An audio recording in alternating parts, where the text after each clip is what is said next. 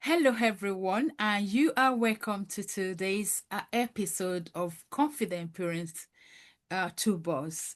It's a forums whereby we share ideas with parents on how to make life easy for parenting as much as we can. I have the privilege today on this episode to have Satya with me. I'll just give you a summary of our profile that she was kind enough to send to me. She's the founder of the Transform Medical Communications, expert in medical and health education, implementation science, and designing programs that connect young people for purpose and maximize potential while ensuring digital well-being, mental health, and digital well-being for children and teenagers. So it's going to be an interesting topic. So I'm now going to welcome Sajita on. Hello, Sajita. Hello. Can you hear me? Sajita? Hey, hi, Rachel. Hello. You Yep, are all welcome. good. You are Yeah, welcome to Confident Parental Buzz. Thank you for taking your time. We appreciate you. Please, would you like to tell us briefly about yourself, maybe in 1 or 2 minutes, if you what you like to share with the audience? Go on then. Over to you. absolutely. Thank you so much, Rachel. It's my privilege to be here. So, I am a physician by background. I'm the founder and director of Transform Medical Communications in New Zealand. My expertise is in medical and health education and implementation science. So, implementation science is basically closing the know and practice gap, knowledge and practice gap. So, often we are aware that this is not the way to do things, but we still do, like eating habits, sleeping habits, boundaries, awareness and practice. There is a gap. So, implementation science, it helps to close it, be it healthcare providers, in clinical practice or general public in day to day life. And the same applies for parents. Most parents are aware of good parenting tips and tricks. But unfortunately, preaching is easy and practice is messy. So that's what I help with implementation science. And my passion is in empowering young people, children, teens, and young adults to achieve their potential and digital well being, mental well being, and digital well being. So, over the last 5 years, I have done research in schools, universities to design programs for children and teens to maximize their potential. And we found that digital well being is really important and critical in ensuring that in today's modern life, how we are embracing technology, and the technology is evolving way faster than our preparedness. It's happening at all levels. So it is really crucial and important at all levels, be it educators, healthcare professionals, and especially parents, because they are the forefront in shaping children, in ensuring digital well being, while also maximizing productivity and efficiency. Thank you very much for that introduction. So we're now going to go into the interview. I just would like to ask you to please explain what is digital well-being, so that any person out there will understand what you're trying to say. So what is digital well-being? Absolutely, we mean by digital well being because it's a new concept for many. So, digital well being basically means that we embrace technology in a way where it doesn't run our life, but it supports us to the best of our potential. It's intentional use of technology to maximize our productivity, at the same time preserve or enhance our mental health and not to undermine it. So this is in nutshell what we mean by digital well-being. And I would say digital well-being and mental well-being are pretty much interrelated, especially for young population. So if digital well-being is not kept on track, it would very harm the mental health. It affects all. I mean, it affects parents. Just ask yourself if you're scrolling day and night, and it's addictive. Devices are addictive. So maintaining a distance and using them to support us because their brains are still developing. They lack the self control as we see in adults. And technology is being evolved in such a way that it's more and more addictive because they have a lot of competition within themselves, the apps, the various social media platforms. So they have to be really attractive. But unfortunately, for young people, for young population, their rational part of the brain that controls discipline is a trap of the the dopamine boost that comes from notification or likes. They are more likely to be trapped within those cycles of uh, rapid boost of dopamine that comes from these technology advancements. Thank you very much. I think you've started my second question, how it relates to young population, children, when you talk of children, and Mhm. if you can dive more into that, explain more how it's relating to this young generation, how it's affecting them, please.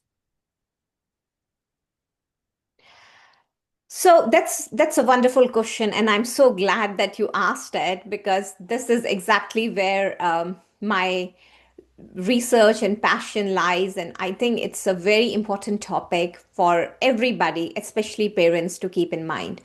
So young people, like children, some of them are spending up to 9 hours on devices each day. Uh, they call it often, to escape. Oh, it's for education, it's for learning. Probably we don't need 9 hours, but most of the time it's to keep them entertained. Sometimes it's for babysitting. Like, we need to be honest, I'm also a mother. I have a 15-year-old and a 10-year-old. So devices do shape up their life, and learning, a lot of learning happens, schoolwork happens on devices. Schools are embracing technology. Most of the schools are now also embracing use of artificial intelligence.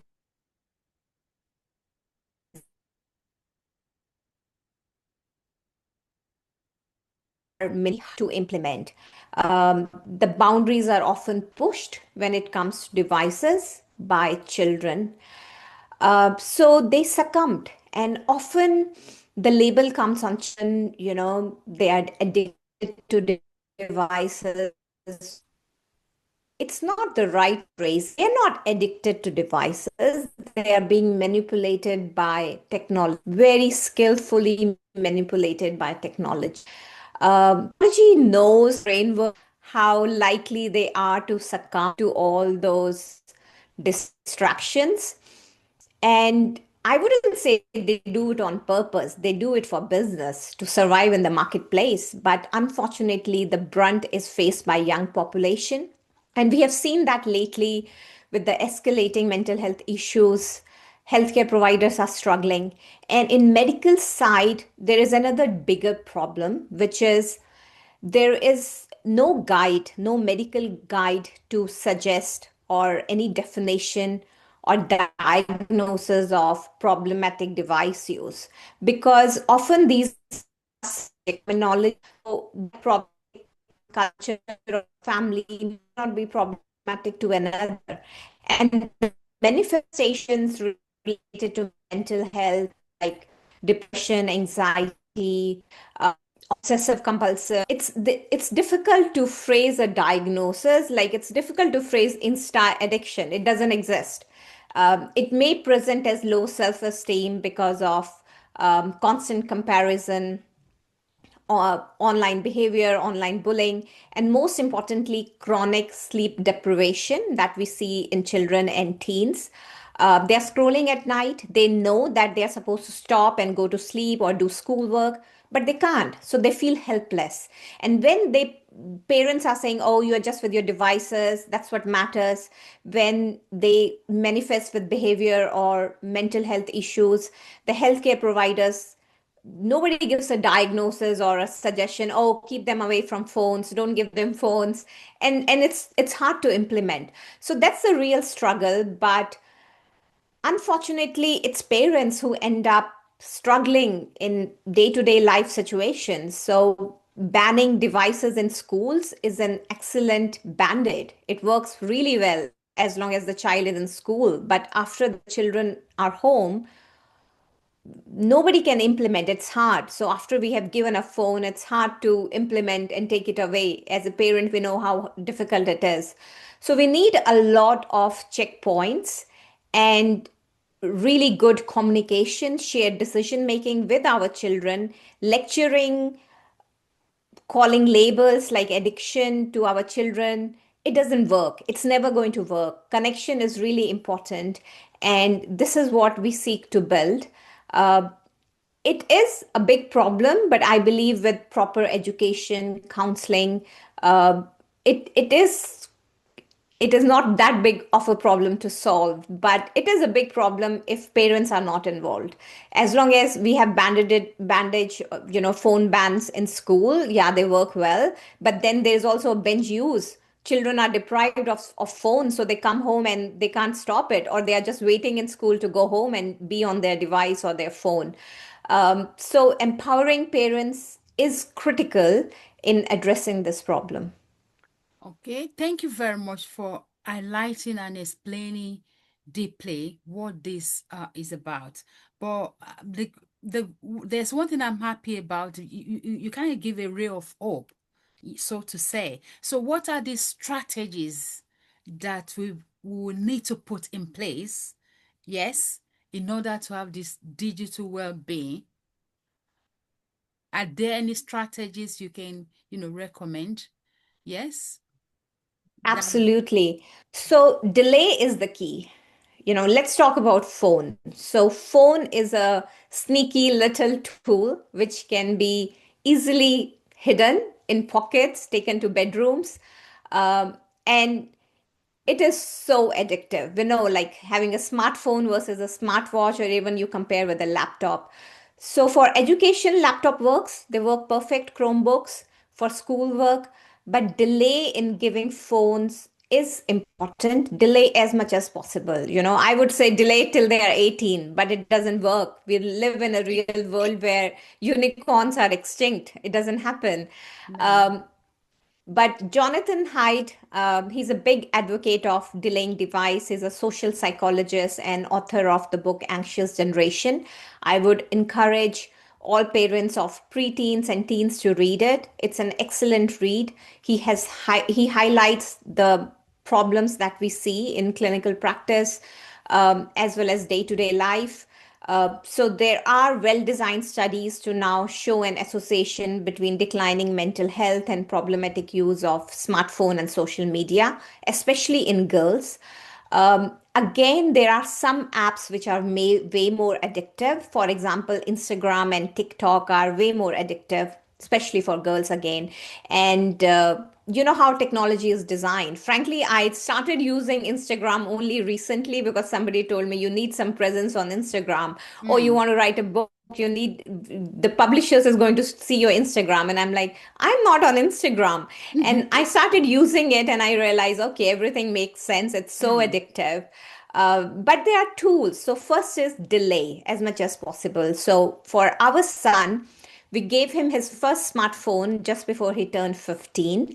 And before that, he did have a smartwatch. So I totally understand that preaching is easy, mm, practice is difficult. yeah. Parents want to give phones or devices because they want to ensure safety for their children. They want to Mm, stay connected. I get it, it's important. Uh, but if you can delay, instead of giving a smartphone, you could give a smartwatch. You can call with a smartwatch.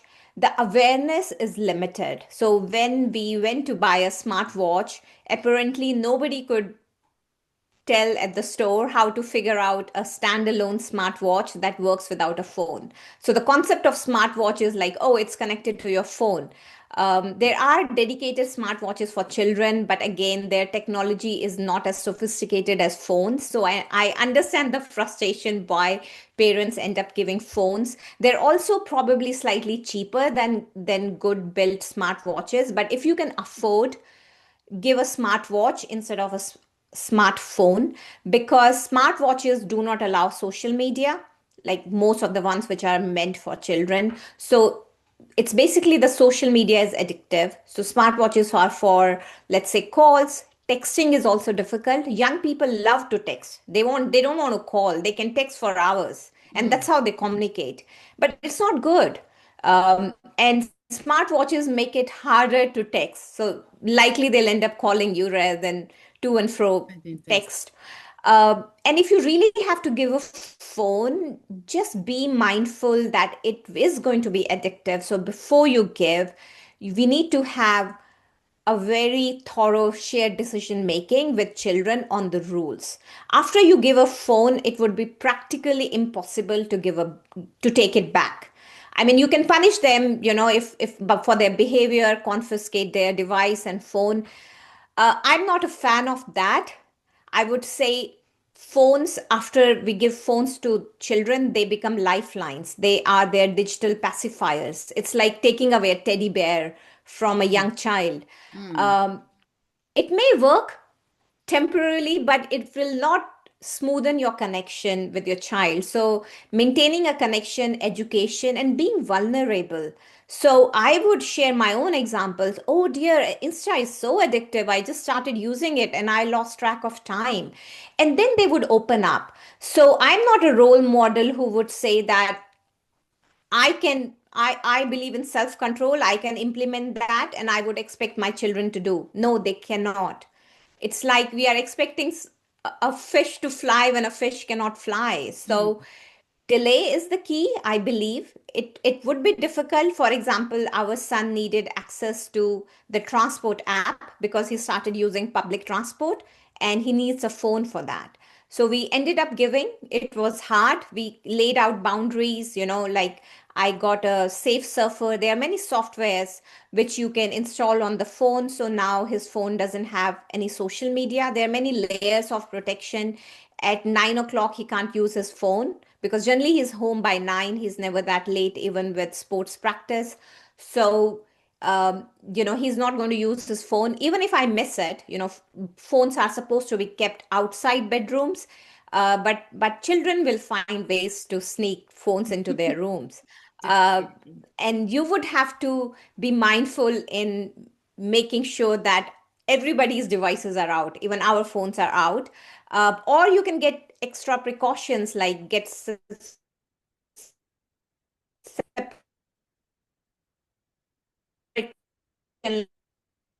I'm sure there are others in the market. I just Googled before all the phone and connected. You need to get that protection. It's wonderful. It works wonders. If he needs any particular app, so he needs to send a request and then I review whether the app is good or not. So I don't allow YouTube because YouTube is addictive. Going to Google and looking for a video is easier. It takes time, and we would do it when it's really necessary and intentional. And social media, of course, no. uh, but I wouldn't say that all social medias are bad. It's also about using it, as I said, to maximize your potential. A lot of learning is via YouTube and a lot of really great apps. So banning technology would not work. Our children need to thrive in a digital age. um, and they need to be familiar with the ways to maximize their well-being while using technology. And I think it doesn't just apply to children, it applies to everybody. But it's just that the harm caused by technology is far greater in younger population. So we need more proactive steps, more precautions, more boundaries, and again, shared decision making, lots of education and connection, and very little criticism or no criticism, and no lecturing, because it's not going to work. Um, yeah. Right. I hope that answers your Yes, question. that really answered my question. But what is coming out of this is that actually it's what you have that you can give. So that means the parents also need to be educative about this. They need to be well informed about it. And this will lead us to our last two questions now. The first one is parenting techniques for boosting emotional intelligence for digital well-being. So we're now concentrating on the parents. So what will you say to that? What are the techniques that parents will need to boost the emotional intelligence in order to help these young people, young children? Oh, I loved how you phrased it. I love that you use boosting emotional intelligence for digital well being because this is the area where we need to exercise emotional intelligence. A lot of behavior related to smartphone use is without our awareness. It's unconscious. So just ask yourself how often it has happened that you reach out for your phone when you are bored, lonely, or if you just want to avoid a social interaction. It's way more common with children. They'll rather be on their phone. If you ask them to participate in a gathering of family and friends, a lot of children are like, no, I want to avoid it. I'm using my phone, I'm texting my friend, I got a call, I'm playing a game, whatever boundaries allow. So a lot of behavior, especially related to smartphone, is unconscious. Even if you start using a smartphone, there are so many apps. Maybe I wanted to call my mother, but I ended up checking my email. It happens really common. It's such a common practice that it happens without our awareness. So keeping that in mind, that behavior, especially with digital behavior, smartphone behavior, is unconscious, largely unconscious, and educating our children that these apps are designed to be addictive. There are billions of dollars which are spent just to make sure that a user spends longer time on a particular app. Now, how are our children going to compete with $1 billion tech industry? They Mm-hmm. cannot. So that's why they need boundaries. But this has to be shared with lots of connection and love without any label or calling them as addicts, device addicts. There are a lot of labels that are here from children, that they're labeled, and they need a safe space for discussion. So that's exactly what we found when we started laying out our Success for Life youth empowerment program. So we had designed it for mental well-being and digital well-being. And when we asked students, after we saw improvement in their well-being scores, especially girls, a lot of them said, oh, just the simple measures like keeping my phone outside my bedroom help me a lot. So instead of scrolling, I read or I meditate or I get my extra sleep and I'm way more productive. And nobody had ever told them not to bring a device to bedroom because phones are alarms. But we can buy an alarm. It's not very expensive. We can buy an alarm for, let's say, $10 or £5. But uh, we don't need a phone to wake us up when we know that the phone would be distracting and interfering with sleep. And there are studies that even the presence of a device, especially a smartphone in bedroom, it affects the quality of sleep. So our unconscious mind is like playing games, even at night, thinking about the text, the notification. So best is to keep it outside bedroom. So delay is the key. Delay to devices. I wouldn't say whether it's 15 or 16 or 18 or 12. I would say as long as you can delay, as long as you can connect with your children without giving them a smartphone is the key. If you can delay till 15 or 16 years, it's wonderful. But if you can't, then it's fine. I think we also need to be careful that parents are struggling. So, parents are struggling just to put food on the table. And sometimes devices are babysitters, they are the control checks. Parents are probably okay with their children gaming, online gaming, rather than spending time outside on streets and getting involved in wrong company. So we need a more pragmatic overview of a situation in somebody's home. um, and empower parents. So discipline, the rules and the discipline, it applies to everybody. So if the rule is for a child that you're not allowed to bring phone to your bedroom, it should also apply to parents. Role modeling is the key. It needs practice, it needs patience, and of course it needs good examples. So when we show good behavior, our children would model it most of the times, or maybe all of the time. And keeping in mind that their brains are sort of like hooked for dopamine rush, because that's how their brain develops. The rational part develops slower than the emotional part, so they react emotionally to situations. They might be very good in studies or math, and they can do faster and better than us because they're making that decision without emotion. So it's the cold cognition. But when it comes to stressful situations, their brain just backfires. It just turns the other way. Yeah. Thank you very much. Can we just quickly round up now with parenting now? Also, still talking on parenting techniques for mental well-being. So if you can just, round up with that, please. Oh, Maybe yeah, in that 1 or 2 really ties minutes. up to what I was saying. Thanks for raising the point. So I would say yes, digital well-being and well-being is they are closely tied together, but at the same time, behavior is what we see on the surface. So the underlying cause or what's going on in their mind is something very different. And we should not judge them based on their behavior. This is what I would say. Unfortunately, that's not the way the world works.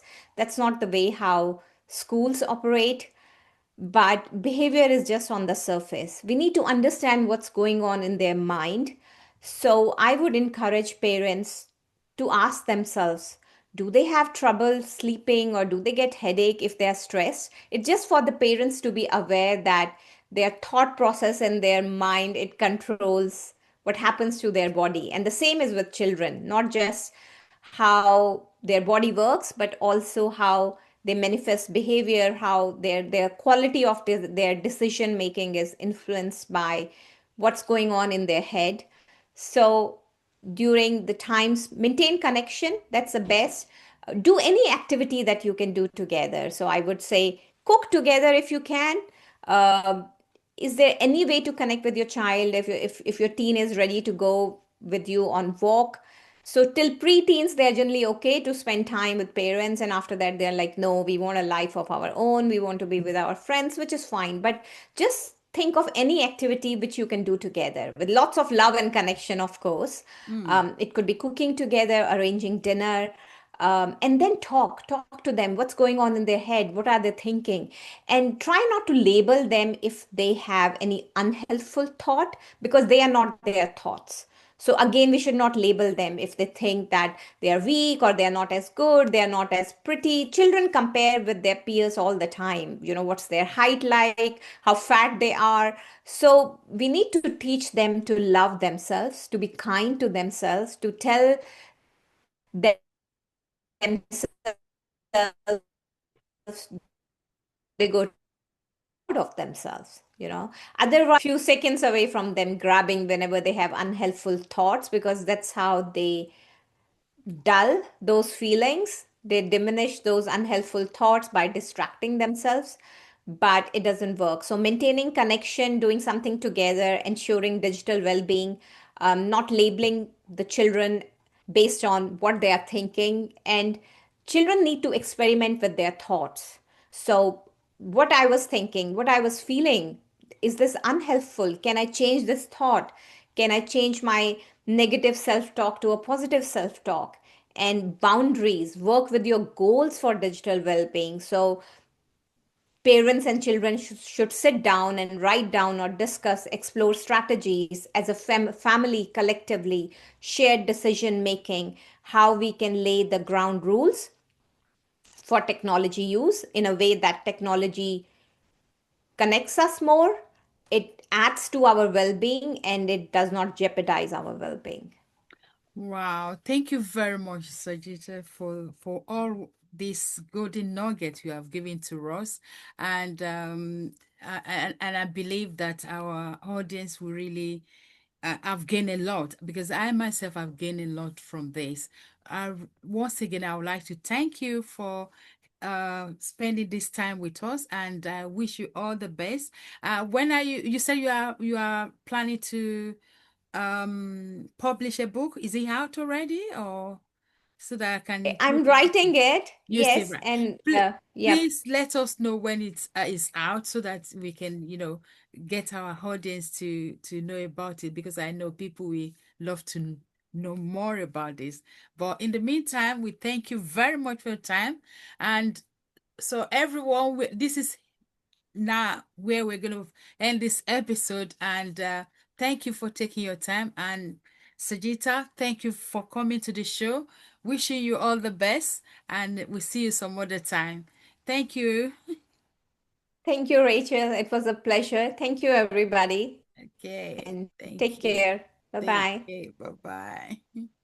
Right.